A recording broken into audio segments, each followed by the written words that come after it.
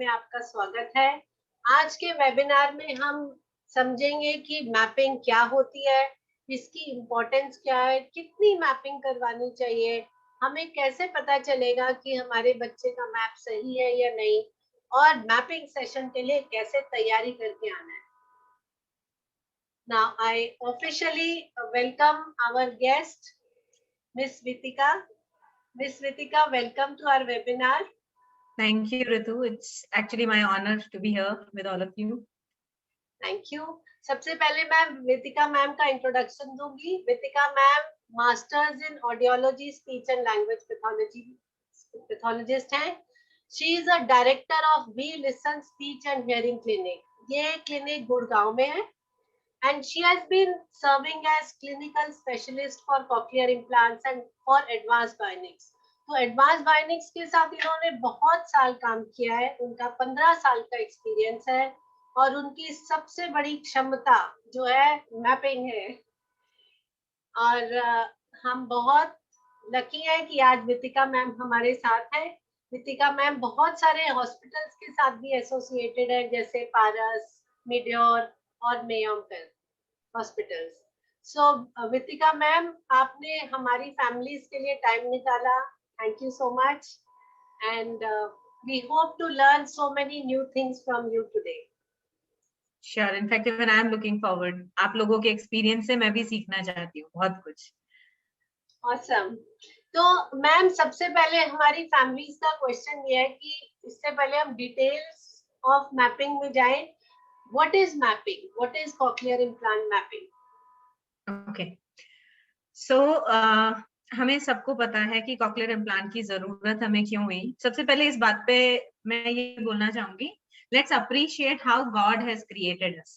भगवान ने हमें ऐसे बनाया है, हमारे छोटे से चने के दाल के बराबर कान के अंदर कॉक्लिया होता है, जिसका सारा खेल है, जिससे हम सुनते हैं।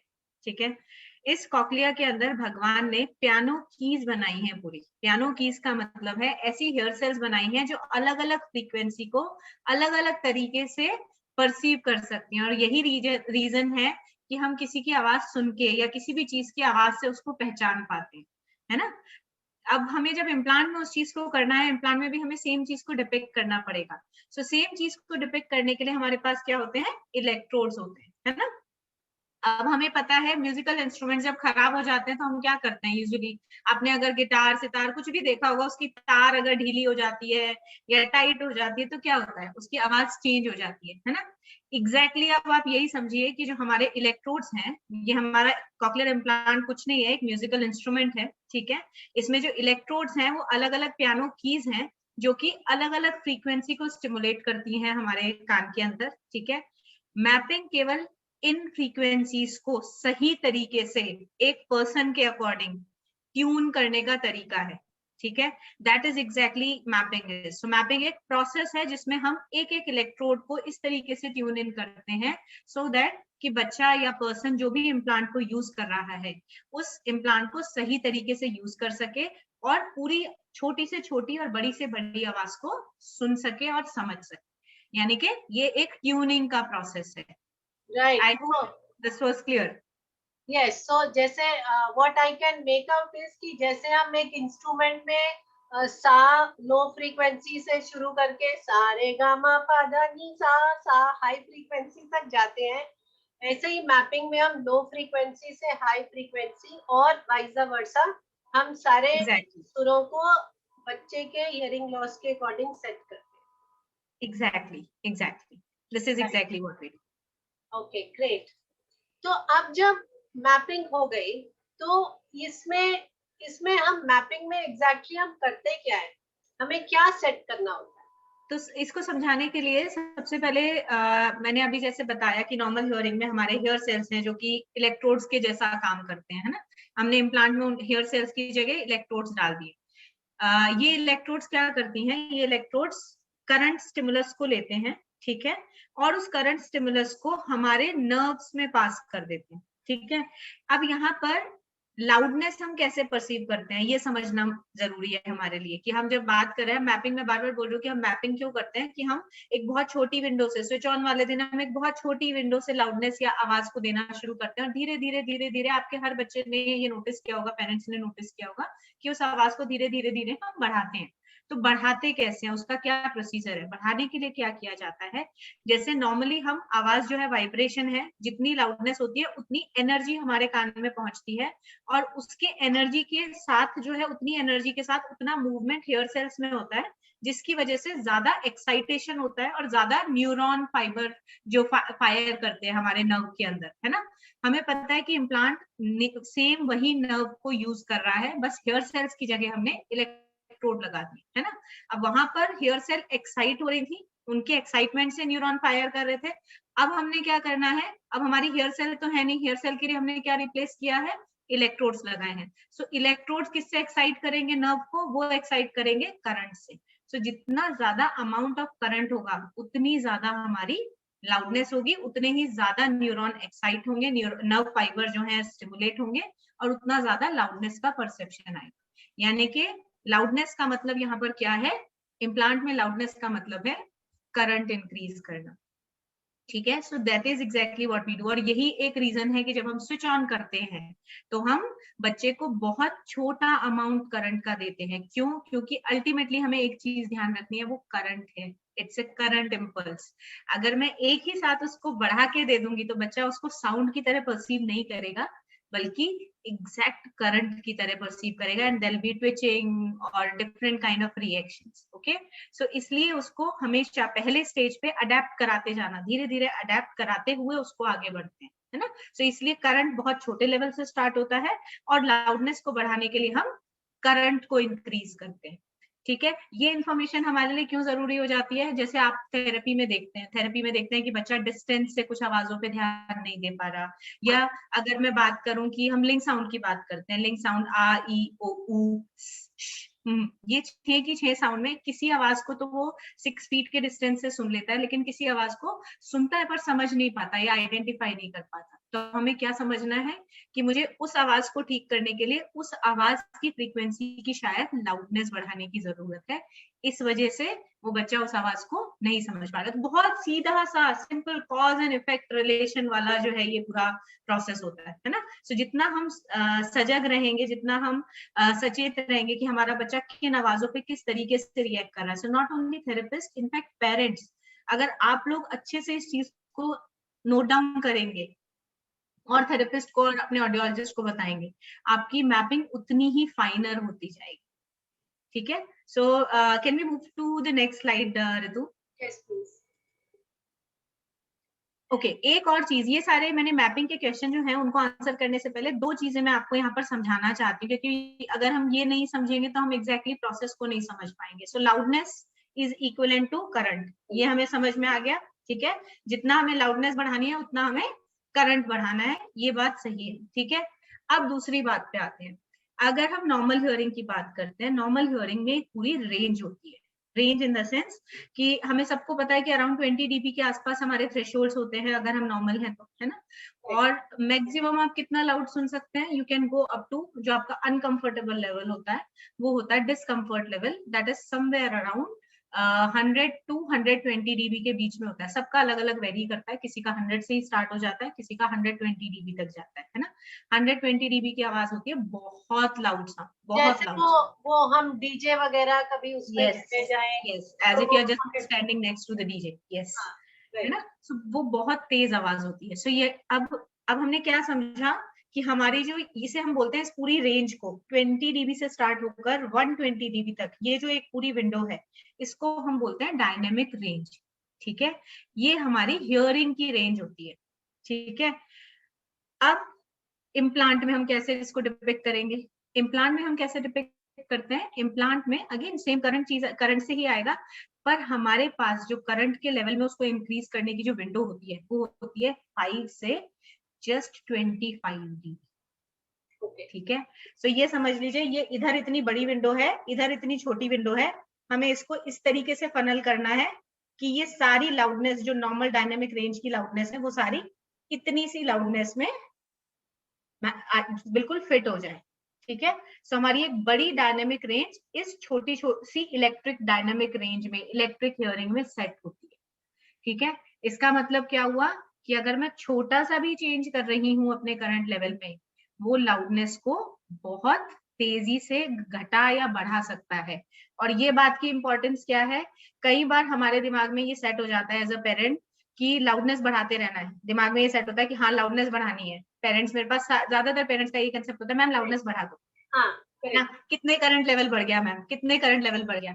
नेक्स्ट टाइम से जब आप करंट लेवल की बात करें ना, तो और 2 करंट लेवल या 1 करंट लेवल बढ़ा है, उससे परेशान मत होइएगा, बिकॉज उसका जो लाउडनेस का परसेप्शन है वो बच्चा कैसा ले रहा है, वो बिल्कुल जरूरी नहीं है कि वो 1 या 2 नंबर से जुड़ा हुआ। 1 या 2 नंबर बढ़ाने पे भी लाउडनेस का परसेप्शन बहुत तेजी से बढ़ सकता है एक इम्प्लांटी बच्चे।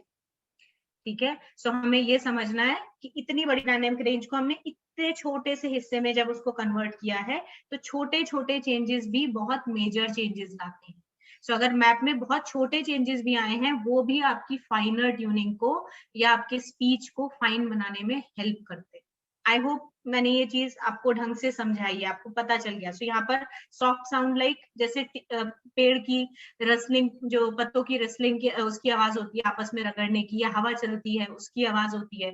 बोलते हैं जो हम, वो अराउंड मिड स्पीच लेवल होता है, यानी कि 60 dB के आसपास की आवाज होती है। हवाई जहाज के जाने की या डीजे वगैरह की आवाज वो 120 के आसपास की आवाज होती है। सो ये पूरी रेंज हमारी हियरिंग की रेंज है। ठीक है, सो एक इम्प्लांटी बच्चा भी इन सब आवाजों को सुनता है, बट उसका जो परसेप्शन होता है वो करंट लेवल के टर्म्स में होता है। सो वो इलेक्ट्रिक हियरिंग है और हमारी अकूस्टिक हियरिंग है। तो ठीक है, वितिका मैम, इस चीज को हम अगर थोड़ा सा और सिंप्लीफाई करें कि मतलब आपका कहने का ये मतलब है, जब भी हम करंट लेवल बढ़ाते हैं तो हम वो जो रेंज है एक कंफर्ट लेवल की, कि बच्चा कितनी ऊंचाई कंफर्ट तक आराम से सुन सकता है उसको, और एक नीचे की कि कितना कम से कम सुनता है, उस रेंज को हम डिफाइन करते हैं। एग्जैक्टली।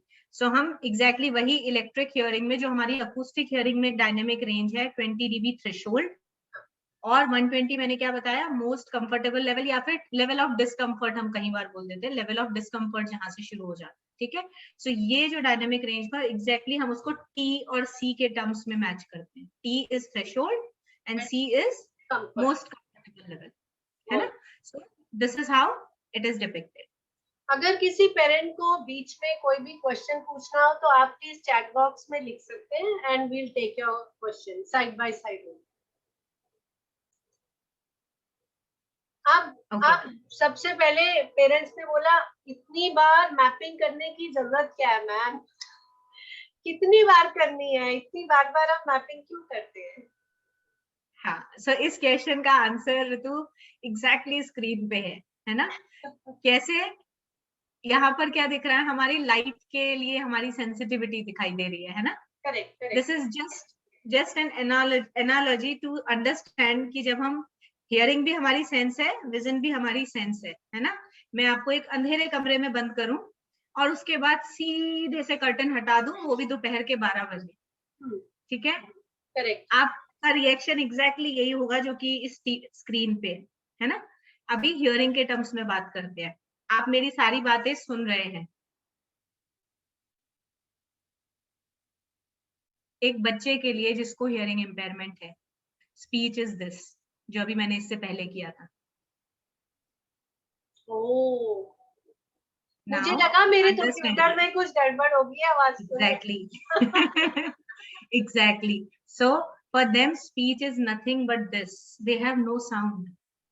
है ना, उनके पास आवाज नहीं है, उनका नॉर्मल ये है, उनका, प्लीज बिलीव मी, वो, हम नॉर्मल का मतलब क्या होता है, नॉर्मल एक बहुत ब्रॉड टर्म है। नॉर्मल का मतलब क्या होता है, जिस चीज की हमें आदत हो वो हमारे लिए नॉर्मल होता है। आपको सुनने की आदत है इसलिए आपके लिए नॉर्मल है। एक बच्चा जो कि ऐसे पैदा हुआ है जिसको हियरिंग इम्पेयरमेंट है, आप उसको इम्प्लांट करके नॉर्मल नहीं एबनॉर्मल बना रहे हो उसके टर्म्स में, उसके तरीके से अगर आप देखोगे तो। अब आप उसे एबनॉर्मल बना रहे हो और ऊपर से बोलते हो कि अडेप्टेशन भी एकदम से वो जल्दी से कर ले, वो नहीं कर सकता ऐसा, है ना। सो हमें मैपिंग की जरूरत होती है, और वो मैपिंग फ्रीक्वेंट मैपिंग होती है, जिसमें कि हम धीरे धीरे बच्चे का, मैंने अभी बताया कि हमारे लिए लाउडनेस क्या है, करंट। करंट, अब करंट, बार बार एक ही चीज बोल रही हूँ कि अगर मैं करंट को तेजी से करंट के लेवल पे ही बढ़ा दूंगी तो वो कभी भी साउंड की तरह परसीव नहीं होगा फर्स्ट स्टेज पे, वो करंट ही रहेगा। और यही रीजन है कि जो अडल्ट इम्प्लांटी होती हैं, होते हैं, जिनको अडल्ट को हियरिंग लॉस हुआ किसी वजह से, एक्वायर्ड हियरिंग लॉस, और उनको जब इम्प्लांट किया जाता है वो एग्जैक्टली करंट के लेवल पे उसको जज करते हैं। उनका perception, initial perception current impulse जैसा ही होता है। ठीक है, वो बोलते हैं टक टक टक टक की कुछ आवाज आ रही है, कुछ इलेक्ट्रॉनिक आवाज आ रही है। ठीक है, so now what we need to understand here is कि उसको हमें करंट का परसेप्शन नहीं देना है। That is the last thing expected एक बच्चे के लिए। तो पहले आप उसे एबनॉर्मल कर रहे हो, उसके अकॉर्डिंग ऊपर से करंट के शॉक भी दे रहे हो, तो फिर वो इम्प्लांट तो कभी नहीं पहनने वाला है ना। तो आपने क्या करना है, उसको धीरे धीरे धीरे धीरे उसको बढ़ाना है, ताकि बच्चा आवाज को उस करंट इम्पल्स से साउंड नोटिस करना शुरू कर दे। वो ये भूल जाए कि वो जो झटका सा लग रहा है वो झटका नहीं है, वो अंदर जाके मेरे ब्रेन में कुछ एक आवाज जैसा परसेप्शन देता है। ठीक है, फिर धीरे धीरे हम उसको, जब वो करंट को आवाज की तरह समझने लगता है, तब हम धीरे धीरे इस करंट इम्पल्स की लाउडनेस या इसका जो एम्पलीट्यूड है उसको बढ़ाते हैं, ताकि वो साउंड का परसेप्शन बढ़ जाए, है ना। सो ये होता है हमारा फ्रीक्वेंट मैपिंग का रीजन। और इसके अलावा दूसरा रीजन, तो ये तो हो गया अडेप्टेशन से रिलेटेड। दूसरा रीजन क्या होता है, जब मैंने कान के अंदर एक इलेक्ट्रोड अरे डाली, ठीक है, उसके आसपास चारों तरफ फ्लूइड है ना।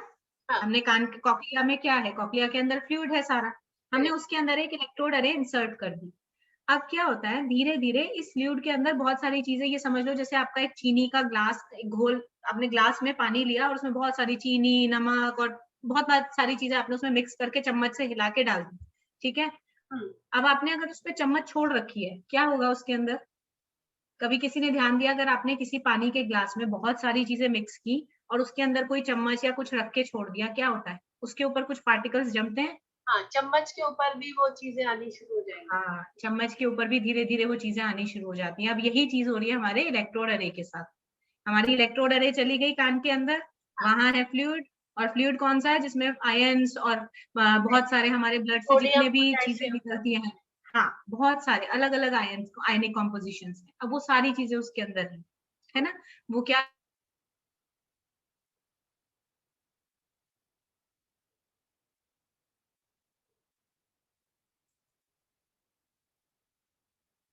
Hello. I think कुछ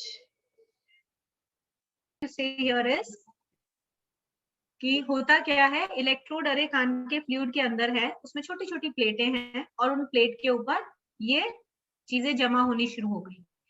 इनके जमा होने से क्या होगा, इनके जमा होने से ये होगा कि हमारा जो इलेक्ट्रोड है उसका जो इनिशियल लेवल पे इम्पीडेंस था, इम्पीडेंस यानी कि जिस मेटल से वो बना हुआ है, वो मेटल भी तो करंट की कुछ एनर्जी अपने पास लेगी ना, उसको पास ऑन करने के लिए। अब जब इस पे कुछ चीजें और जम गई, तो करंट जो ज्यादा रिक्वायर्ड होगा उसी चीज को क्रॉस करने के लिए। सो एग्जैक्टली इस वजह से हमारे इम्पीडेंसेस चेंज होते हैं over a period of time, और शुरू के दिनों में वो इम्पीडेंसेस थोड़ा जल्दी जल्दी ही चेंज होते हैं। ये रीजन होता है कि हमारे को शुरू में, जब अर्ली स्टेज पे अडेप्टेशन और इन इम्पीडेंसेस की वजह से जो चेंजेस आ रहे हैं करंट इम्पल्स में और लाउडनेस में, उनको हम धीरे धीरे मैच कर पाए। इसलिए शुरू में जब मैं बात कर रही हूँ, मैं आई स्पेशली इंटेंड टू से इनिशियल 6 मंथ्स, इनिशियल 6 मंथ्स में काफी फ्रीक्वेंट मैपिंग होती है, और उसका रीजन ये होता है। आई होप आपको मेरा जो वो समझाना है वो समझ में आया है कि क्यों हम एग्जैक्टली उसको फ्रीक्वेंट मैपिंग करते हैं इनिशियल शुरू के 6 मंथ्स में। ठीक है, yes. Ritu, I hope if you want to add on something.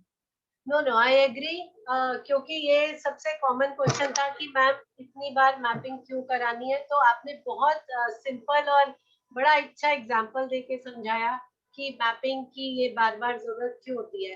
तो अचानक शॉक देने से अच्छा है बच्चे को धीरे धीरे उस करंट लेवल पर हम एडजस्ट करते हैं, ताकि एक वो उसको अडेप्ट करना शुरू कर दे उस सिस्टम को। Exactly, right. अब जो नेक्स्ट कॉमन क्वेश्चन हमें मिला कि एक्चुअली हमें कितनी मैपिंग्स की जरूरत होती है। हाँ, सो अगेन इसके लिए ना रूल ऑफ थंब नहीं है कुछ, कि मैं मतलब सीधे से ये कह दूं कि आप शुरू में 6 महीने में जो है हर 1 महीने में मैपिंग कराएंगे, उसके बाद हर 3 महीने में मैपिंग कराना शुरू कर देंगे। यूजुअली शुरू में जब इम्प्लांट्स हुए थे इंडिया में और कोई बहुत स्ट्रिक्ट हमारे पास पैटर्न नहीं था, तब हमने ब्लाइंडली जो लोग बाहर फॉलो करते थे उसी को यहाँ पर फॉलो करना शुरू कर दिया। एंड एग्जैक्टली ऐसे ही होता था, हर 1 हफ्ते में एक मैपिंग हो रही है, फिर उसके बाद आपका 1 महीने में शिफ्ट हो रही है, फिर 1 महीने से जो है 2 महीने में, फिर 3 महीने में, इस तरीके से धीरे धीरे टाइम गैप बढ़ाया जाता था, है ना। अभी मैं आपको ये बोलूंगी, जब हमारे पास how many mappings are required, जब एक बार हमारे पास एक स्टेबल मैप आ जाता है। स्टेबल मैप का क्या मतलब हुआ कि इलेक्ट्रोड पे जो भी चीज जमनी थी, जिसकी वजह से उसके इम्पिडेंसेस बहुत ज्यादा वेरी होने थे, वो सब कुछ हो गया। ठीक है, अब मेरे पास एक परमानेंट, एक स्टेबल इम्पिडेंस की लाइन में जितनी बार मैं मैपिंग कर रही हूँ, मैंने आपको आज कनेक्ट किया, मैंने आपको 2 महीने बाद कनेक्ट किया, मैंने आपको 3 महीने बाद कनेक्ट किया, हर बार वो ऑलमोस्ट इम्पिडेंस ऑलमोस्ट सेम ही रहता है। ठीक है, और बच्चे का जो थ्रेशोल्ड और कंफर्ट लेवल का जो परसेप्शन है, वो भी ऑलमोस्ट हर बार बिल्कुल एग्जैक्टली ऑलमोस्ट वहीं के वहीं आसपास आता है जिस जगह पे मैंने लिया, यानी कि मैं एक स्टेबल मैप पे पहुंच गई हूँ। और ये स्टेबल मैप पे पहुंचना हर बच्चे के लिए अलग अलग हो सकता है। जरूरी नहीं है कि जो है एक बच्चे का जो है, किसी किसी बच्चे में मैंने 6 मंथ्स में भी ये स्टेबिलिटी पहुंचते देखी है। अच्छा, ठीक है, हाँ, सो 6 मंथ्स में भी वो पहुंच सकते हैं उस लेवल पे। There are people who can reach up to they can take up to 1 years time, और तब तक भी वो स्टेबल मैप पे नहीं पहुंचते। उसका रीजन क्या होता है, कई बार कि हमारी हर एक की सेंसिटिविटी जो है अलग अलग होती है। जैसे टिकल हम करते हैं, किसी को टिकल ज्यादा होता है, किसी को कम होता है ना। एग्जैक्टली ये समझ लीजिए कि साउंड के साथ हमारा परसेप्शन एग्जैक्टली वही है ना। किसी का साउंड का परसेप्शन अडेप्टेशन बहुत जल्दी हो जाता है, उसे आप जल्दी जल्दी तेज तेज आवाजें दे दो, वो बहुत जल्दी अडेप्ट कर लेगा। एंड देन खाने की भी अपनी लिमिट है ना, उससे ज्यादा हम खा नहीं सकते। सेम तरीके से साउंड हो गई, उससे ज्यादा हम जा नहीं सकते, तो बस वो पहुंच गया एक सेट लेवल पे और फिर हमने उसको वहीं छोड़ दिया। सो करंट रूल क्या है कि जब हम हर 2 से 3 मैपिंग्स में आपने ये देख लिया कि आपके लेवल्स ऑलमोस्ट सेट हो गए हैं, ऊपर नीचे बहुत ज्यादा वेरी नहीं हो रहे हैं, then you are at the stage कि जब हमें बहुत ज्यादा फ्रीक्वेंट मैपिंग की जरूरत नहीं पड़ेगी और हमारा मैप ऑलमोस्ट एक स्टेबल मैप है। और उसके बाद शायद हमें बस एक रूटीन इवेल्युएशन, रूटीन चेक कराना है कि हर साल में एक बार जाके, या फिर बीच में अगर मुझे ऐसा लगा कि कुछ ऊपर नीचे हुआ है तो मैं जाके एक बार चेक करा लूं। बाकी this is exactly what needs to be followed जब हमारा मैप एक स्टेबल मैप हो जाता है। ठीक है, सो 6 महीने से 1 महीने के बीच में जाकर कभी भी आप, अगर 1 साल के बीच में जाकर आप कभी भी उसको मैपिंग को कराएंगे, दैट शुड बी सफिशिएंट। उसमें आप बच्चे को कोई नुकसान नहीं कर रहे हैं। ठीक है, so please understand this part. तो जैसे हर एक का अपना सेंसिटिविटी लेवल है, सेम हमारा मैपिंग के लिए भी हर एक का अपना अपना होगा। किसी को 4 महीने लगेंगे, किसी को 6 महीने, और किसी को साल भर भी लग सकता है। बट ये मैम आप उस वे में बोल रहे हैं कि एज अ प्रोफेशनल मुझे ये चीज समझ आ रही है। अब यहाँ जितने भी हमारे पेरेंट्स हैं, सबके बच्चे जो हैं वो छोटे छोटे हैं, जहाँ की बच्चे खुद से फीडबैक नहीं दे सकते। तो उसी में हमारा नेक्स्ट क्वेश्चन है कि एज अ पेरेंट मुझे कैसे पता चलेगा कि मेरे बच्चे का मैप सही सेट हो चुका है और अब मुझे मैपिंग कराने की जरूरत नहीं है। ये सवाल मैं इसलिए भी कह रही हूँ क्योंकि कई बार क्या होता है कि फैमिली एक स्टेशन से दूसरे स्टेशन, जैसे किसी की पोस्टिंग आ गई, किसी को अब्रॉड जाना पड़ रहा है ट्रैवलिंग के लिए, तो उसके पास एक रेफरेंस पॉइंट होना चाहिए कि कल को मुझे कहीं भी जाकर जरूरत पड़े तो मुझे पता है कि मेरे को क्या करवाना है। तो मैम हमें कैसे पता एज अ पेरेंट, मुझे मेरे बच्चे के लिए कैसे पता चलेगा कि इसका अब मैप बिल्कुल सही है? ओके, सो उसके लिए 2-3 चीजें आप देख रहे हो स्क्रीन पे भी, मैंने कुछ चीजें पॉइंट्स नोट करे हुए हैं। ठीक है, इसके लिए मैं ये बोलूंगी कि पेरेंट्स का खुद से अवेयर होना कुछ चीजों के लिए बहुत जरूरी होता है। ठीक है, जैसे कि सबसे पहली चीज हम जो देखना चाहते हैं बच्चे का इम्प्लांट के साथ, फ्री फील्ड या साउंड फील्ड जिसको बोलते हैं, स्पीकर्स के साथ आपके बच्चे के चेक होते हैं। कई बार आपने नोटिस किया होगा कि आपकी मैपिंग होती है और मैपिंग के बाद इम्प्लांट के साथ बच्चे का स्पीकर लगा के अलग अलग फ्रीक्वेंसी पे चेक किया जाता है कि उसका लेवल कितना पहुंचा है। ठीक है, अगर बच्चे का लेवल आप इस पिक्चर में देख रहे हो, ये मेरा कर्सर आपको दिख रहा है इस पे मूव करता हुआ, ये जो पिक्चर है इसमें ये जो ब्लैक शेडेड एरिया है, ठीक है, इसे हम बोलते हैं स्पीच बनाना। ठीक है, स्पीच बनाना से अगर मेरा रिस्पॉन्स इम्प्लांट के साथ, ठीक है, 30 या उससे ऊपर पहुंच गया है या 30-20 इसके आसपास पहुंच गया है, तो इसका मतलब मैं सारी फ्रीक्वेंसीज को ऑलमोस्ट प्रॉपरली या जिसको बोलना चाहिए नियर नॉर्मल रेंज में सुन रही हूँ। ठीक है, सो सबसे पहला चेक जो होगा वो आपका होगा ये कि मेरा मैप कितना प्रॉपर है, कि मैं उसको साउंड फील्ड में चेक करूं। ठीक है, ये ध्यान रखिएगा कि वो स्पीच बनाना के ऊपर होना चाहिए। आपकी सारी फ्रीक्वेंसी स्पीच बनाना के ऊपर होनी चाहिए। Let me give you an example. Like suppose मेरे यहाँ पर 250, 500, 1K, 2K वो सब तो थे 25 की रेंज में, और जो मेरा 4K है वो अराउंड 45 या 55 पहुंच गया। ठीक है, इम्प्लांट के साथ जब मैं थ्रेशोल्ड चेक कर रही हूँ तब। ठीक है, ये मेरी एक सिचुएशन है, right. Now what I would do is, ये मैंने एक ऑडियो एज एन ऑडियोलॉजिस्ट मैंने असेस किया। अब मैं अपने थेरेपिस्ट को क्या बोलूंगी कि प्लीज आप एक बार नोटिस करो, जो 4000 hertz is responsible for high frequency. तो मैं उनको बोलूंगी कि आप ये नोटिस करो कि श को कितने डिस्टेंस के साथ, कितने लेवल पे वो आइडेंटिफाई कर रहा है, या हाई फ्रीक्वेंसी की आवाजों को वो कैसा सुन रहा है। 110% चांसेस ये है कि वो मुझे बताएंगे कि वो फ्रीक्वेंसी को डिस्टेंस में नहीं सुन पा रहा, लेकिन जब मैं पास में बैठ के बात करती हूँ या करता हूँ तो वो सुन लेता है। इसका मतलब मुझे कंफर्मेशन मिल गई कि जो मेरा 4000 का थ्रेशोल्ड आ रहा था, ठीक है, that is exactly is lacking. और मुझे अगली मैपिंग में अपने क्या ध्यान देने की जरूरत है कि जो मेरा इलेक्ट्रोड जो कि 4000 हर्ट्ज की फ्रीक्वेंसी और उसके उस रेंज की फ्रीक्वेंसी को देखता है, मुझे सबसे पहले उसके थ्रेशोल्ड्स और उसका कंफर्ट लेवल, क्योंकि लाउडनेस कम है ना, तो कंफर्ट लेवल चेक करने की जरूरत है। ठीक है, the moment I check it, there are chances कि वो एग्जैक्टली प्रॉपर वे में जब आ जाएगा तो आपका ये ग्राफ पूरा का पूरा एक नॉर्मल स्पीच बनाना के ऊपर वाली रेंज में आ जाएगा। और सेम चीज आप अपने बच्चे के बिहेवियरल रिस्पॉन्सेज में भी ऑब्जर्व करेंगे जब आप उसकी थेरेपी या घर पे उसके साथ कुछ काम करते हैं, है ना। सो लिंक साउंड खाली बोलने के लिए एक लिंक साउंड टेस्ट नहीं है। क्यों हम लिंक साउंड टेस्ट करते हैं? क्योंकि लिंक साउंड ये जो पूरी फ्रीक्वेंसी रेंज है ना, इस पूरी फ्रीक्वेंसी रेंज में यहाँ से लेके यहाँ तक सारी लिंक साउंड्स 6 की 6 अलग अलग लेवल पे आती हैं। तो ये समझ लीजिए लिंक साउंड एक थ्रेशोल्ड को, जो आपने पीटी जब थ्रेशोल्ड चेक करते हैं तो आप अलग अलग फ्रीक्वेंसी की टोन देते हैं। आप ये समझिए आप अलग अलग फ्रीक्वेंसी की टोन ही बच्चे को दे रहे हैं, जिसके लिए आप उसका इन्फॉर्मेशन और रिस्पॉन्स चेक कर रहे हैं। ठीक है, so link sound becomes very important. Ritu you were saying something. तो लिंक साउंड टेस्ट इसीलिए हम पेरेंट को रेकमेंड करते हैं कि रोज घर पर एक बार क्विक चेक कर ले कि ये सारी साउंड्स को बच्चा ठीक से रिस्पॉन्स दे रहा है या नहीं।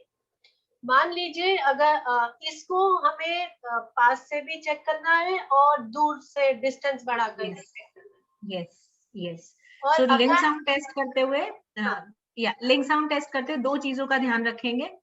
सबसे पहले आप शुरू करेंगे कि आप पास से शुरू करते हैं और लाउड लेवल से शुरू करते हैं। बच्चे ने रिस्पांस दे दिया, ठीक है, आपने पास ही रह के अपनी आवाज को सॉफ्ट कर लिया, बच्चे ने रिस्पांस दे दिया। नाउ यू स्टेप बैक, ठीक है, एक स्टेप पीछे चले जाइए या 2 स्टेप पीछे चले जाइए। अगेन आपने आवाज दी, पहले आपने लाउड ही आवाज दी। बच्चे को ऐसा नहीं होना चाहिए ना, क्योंकि वो फॉल्स नेगेटिव रिस्पॉन्सेज बहुत जल्दी आ जाते हैं बच्चों के साथ, फिर आप किसी उधेड़पुन में फंस जाते हैं, इसने सुना या नहीं सुना, पिछली बार तो सुन लिया था, इस बार सुना। तो प्लीज सीक्वेंस में जाएंगे, है ना। डिस्टेंस बढ़ाया तो लाउड साउंड पहले लेंगे, लाउड दिया, लाउड पे सब पे रिस्पॉन्स आ गया तो फिर सॉफ्ट पे देखो। सॉफ्ट पे अगर नहीं कर रहा है तो कितने डिस्टेंस पे, कितने आवाज, मॉडरेट पे, सॉफ्ट पे या फिर लाउड पे, किस पे रिस्पॉन्स नहीं दे रहा है, उसके बेसिस पे आपका जो है मैपिंग में चेंजेस होंगे। ठीक है, सो कौन सी फ्रीक्वेंसी या कौन सी साउंड वो कितने डिस्टेंस से नहीं सुन रहा है, ये बहुत इंपॉर्टेंट इन्फॉर्मेशन बन जाती है मेरे लिए जब आप मुझे आकर वो चीज बताते हैं। ठीक है, सो एक ऑडियोलॉजिस्ट इन चीजों को इंटरप्रेट करता है। ठीक है, सो ये अगर आप क्विक चेक अपने घर पे कर रहे हैं तो आपको अपने आप ही पता लग जाएगा कि मेरा बच्चा कब जो है किस मैप के साथ सबसे अच्छा सुन रहा है, कि मुझे उसमें किसी चीज को रिपीट करने की जरूरत नहीं पड़ती। जो भी मैं उसको बोलता हूँ एकदम से क्विकली पिकअप करता है, कितने भी डिस्टेंस से क्या भी आवाज दे दूं बच्चा एकदम से समझ जाता है। You will get to know that your map is the perfect map. ठीक है, सो ये प्रोसेस है, ये एकदम से नहीं आता। आप धीरे धीरे जब रेगुलर ये चेक करते रहते हैं तो आपको खुद को इतने ट्रेन हो जाते हैं आप, कि आपको खुद को पता होता है कि वो कब सही कर रहा है और कब गलत कर रहा है और कब कहाँ पर गलती है ना। तो थोड़ा सा हमें दिमाग के साथ काम करना है उस चीज में। तो मतलब एज अ पेरेंट मेरे को अवेयर रहना है कि मैं लिंक साउंड के थ्रू नोटिस कर लूं कि लाउड पर भी हो गया, सॉफ्ट पर भी हो गया, और डिस्टेंस में भी लाउड पर भी हो गया और सॉफ्ट पर भी हो गया, और ये राइट फीडबैक मैं नोट करूं। और अगर मेरे को लग रहा है कि कुछ एक पर्टिकुलर फ्रीक्वेंसी पे नहीं रिस्पॉन्स आ रहा, तो मैं अपने ऑडियोलॉजिस्ट को जाकर इन्फॉर्म करूं। तो एग्जैक्टली ऐसी सिचुएशन में मैम जब आपके पास पेरेंट आएगा, तो क्या आप सिर्फ हाई फ्रीक्वेंसीज को ही टच करके चेंज करते हैं, या वो फिर पूरा ही चेंज होता है? करंट लेवल आप ओके एक जगह देते हैं या वो ओवरऑल बढ़ता है? ओके सो सबसे पहले जब भी मेरे पास कोई भी ऑडियोलॉजिस्ट जब एक बच्चे को देखता है, आइडियली वो मैप पूरे जो हमारी पूरी फ्रीक्वेंसी रेंज है उस पे ही चेक करते हैं सबसे पहले। ठीक है, सबसे पहले हम ओवरऑल चेक करते हैं। ओवरऑल चेक करने के बाद जो सेकंड स्टेप होता है, वो मैं हमेशा कोई भी एक अच्छा ऑडियोलॉजिस्ट आपसे पूछेगा कि मैम किस किस आवाजों में दिक्कत आ रही है, ठीक है। कौन सी आवाज ऐसी है जो आपको लग रहा है कि बच्चा क्लियरली नहीं बोल रहा। ठीक है, जब मैंने एक ओवरऑल लेवल सेट कर दिया, उसके बाद में फिर उन इलेक्ट्रोड्स को देखने की कोशिश करती हूँ जहां पर मुझे प्रॉब्लम एरिया हो सकता है। ठीक है, ये इस तरीके की मैपिंग हमारी यूजुअली ये समझिए 8 से 12 महीने के बाद आनी शुरू होती है। ये हमारी फाइनर मैपिंग होती है। ठीक है, ये आपके शुरू के स्टेज पे नहीं आएगी। शुरू के स्टेज में तो हम वही गैप बढ़ा रहे हैं कि करंट लेवल बढ़ाया, लाउडनेस बढ़ गई, करंट लेवल बढ़ाया, लाउडनेस बढ़ गई, and only thing we are conscious about कि करंट लेवल बढ़ाया, लाउडनेस तो बड़ी बड़ी, कोई एक्स्ट्रा कोई रिस्पॉन्स तो नहीं आ गया। बच्चा that's it, we are uncomfortable नहीं होता। बच्चा कुछ अनकंफर्टेबल तो नहीं हो गया, या कुछ ट्विच वगैरह आना तो नहीं शुरू हो गया, या कोई और दिक्कत तो नहीं आ रही है। ठीक है, सो इनिशियल लेवल पे खाली ये मैपिंग के की चीजें होती हैं देखने के लिए। बाद में जब आप 8 से 12 महीने हो जाते हैं, एक स्टेबल मैप मिल जाता है, तब हम ये फाइनर ट्यूनिंग और ये सारी चीजें करना शुरू करते हैं। ठीक है, so I hope this answers. Yes. So as a parent, I have to be very aware about मेरे बच्चे को मैं हमेशा ऑब्जर्वेशन में रखूं, क्योंकि बच्चे छोटे हैं। अब मैं, जब मेरा बच्चा जो बड़ा हो गया है, उसको मुझे पता है कि जिस दिन उसको ठीक सुनाई नहीं देगा, वो अपने आप बोलेगी कि मॉम आज मेरे को ठीक से सुनाई नहीं दे रहा। तो उस टाइम पे आप सब लोग रिलैक्स कर सकते हैं। लेकिन इनिशियल स्टेजेस में जब आपके बच्चे छोटे हैं, तो आपको ज्यादा ऑब्जर्व करना है, and you have to observe scientifically कि दूर से भी सुन रहा है, पास से भी सुन रहा I have a question, ma'am. है। Yes please. Good evening. In case अगर पेरेंट किसी वजह से कोई माइनर चीज आइडेंटिफाई नहीं कर पाए, सपोज बच्चा बाद में स्कूल जाता है या किसी और एनवायरनमेंट में जाता है, वहाँ टीचर ने या किसी और ने कोई चीज इंटरप्रेट की, समझी और फिर हमें आके बताई, तो और उससे पहले हमारे स्टेबल मैप बन चुका है एक बार, तो फिर उसमें फर्दर चेंजेस हो सकते हैं? बिल्कुल हो सकते हैं, बिल्कुल हो सकते हैं। और अगर ऐसा होता है, सो फर्स्ट स्टेप अगर मैं आपकी जगह हूँ, मैं पेरेंट हूँ, मैं क्या कोशिश करूंगी कि अगर पहले तो टीचर को मैं बहुत बताइए, बहुत हाइपोथेटिकल सिचुएशन है, बिकॉज इतने अच्छे टीचर्स इंडिया में मिलने मुश्किल है। दो आई हैव गॉट सम अभी तक मुझे मिले हैं ऐसे, और मैं बहुत खुश हूँ अगर ऐसे टीचर्स बहुत सारे हो जाए तो। और तो टीचर्स अगर ऐसा कुछ कर रहे हैं, तो सबसे पहले तो उनको एनकरेज करिएगा कि वो नेक्स्ट टाइम और भी चीजें नोटिस करके आपको दें। ठीक है, उनको थैंक यू बोलिएगा, उनको बहुत अप्रिशिएट करिएगा, सबसे पहला तो काम ये करेगा। दूसरा काम आपने जो करना है, note it down and start working on this particular query at home. सबसे पहले आप, क्योंकि उन्होंने एक ऑब्जर्वेशन ली है, अब उस ऑब्जर्वेशन को कंफर्म करना आपका काम है। So you will confirm it at home since you have a better knowledge of your child and implant. आप उसको कंफर्म करेंगे, and then yes, it is needed कि आप ऑडियोलॉजिस्ट के पास जाओगे। ठीक है, और उनको बोलोगे कि मैम ये प्रॉब्लम आ रही है and we want this problem to be fixed. ठीक है, आइडियली ये प्रॉब्लम ऐसे ही सॉल्व होगी। सो आपको मैपिंग कराने की जरूरत पड़ सकती है। ठीक है, उसमें कोई परेशानी वाली बात नहीं, you have to go back. In fact इसीलिए पैकेजेस होते हैं आपके ना, आपके मैपिंग के ईयर्स होते हैं, you don't have to count your mappings. आपके मैपिंग की काउंटिंग नहीं होती यूजुअली ना, इट इज बेस्ड ऑन कि आपके 1 साल का पूरा पैकेज होता है। सो आप खुद इस चीज का फायदा उठाना चाहिए, आपको अवेयर रहना चाहिए। अगर 3 महीने में 3 बार भी कनेक्ट करना पड़ गया, कोई दिक्कत नहीं है। Correct. If it is needed, it is needed. ठीक है, पर हाँ, Right. Thank you, observe ma'am. कर तो वितिका Yeah, मैम, सुजैना ने भी एक क्वेश्चन पूछा है कि my child's impedances are rising with every map, what can be the reason? Okay, so पहले सुजैना, मैं आपसे एक चीज तो समझना चाहूंगी सबसे पहले कि हम किस स्टेज, इम्प्लांट एज, प्लीज जब भी आप क्वेश्चन पूछिए ना कुछ अपना इम्प्लांट एज मुझे जरूर बताइए, तो मेरे लिए समझना आसान होगा कि हम किस स्टेज पे हैं इस समय, है ना? Susanna, you implant want age to Susanna, you want to unmute and speak? Okay, she is saying implant age is 4 years, Yes. है ना? ओके, 4 years है। और ये सुजैना, ये अभी अभी आपके चेंजेस आने शुरू हुए हैं, कांस्टेंट चेंजेस हैं कि ओवर अ पीरियड ऑफ कितने टाइम पीरियड में आपने इम्पीडेंस चेंजेस देखे हैं बच्चे के इम्प्लांट में? Ma'am, after 2 years of her implant, she started getting her impedances very high. So very high in the sense कि किस रेंज में है, क्या आप मुझे कुछ रेंज बता सकते हैं? It's about 12 in double digits, yeah. It's in double digit, but is it uniform सारी फ्रीक्वेंसी पे एक सीधी लाइन है या फिर ऐसे ऐसे ऐसे ऊपर नीचे हो रहे हैं, बहुत ज्यादा zigzag हो रहे हैं? Mostly in all frequencies, it's double digits. Okay, perfectly fine. So it's, मुझे समझ में जो आ रहा है कि वो एक यूनिफॉर्म पैटर्न में है पूरे ओवरऑल, है ना? Yes, so yes. That is perfectly fine. So जैसे मैंने बताया, हर एक बच्चे का जो हर एक ह्यूमन बॉडी है, हर एक ह्यूमन बॉडी बिल्कुल अलग है ना?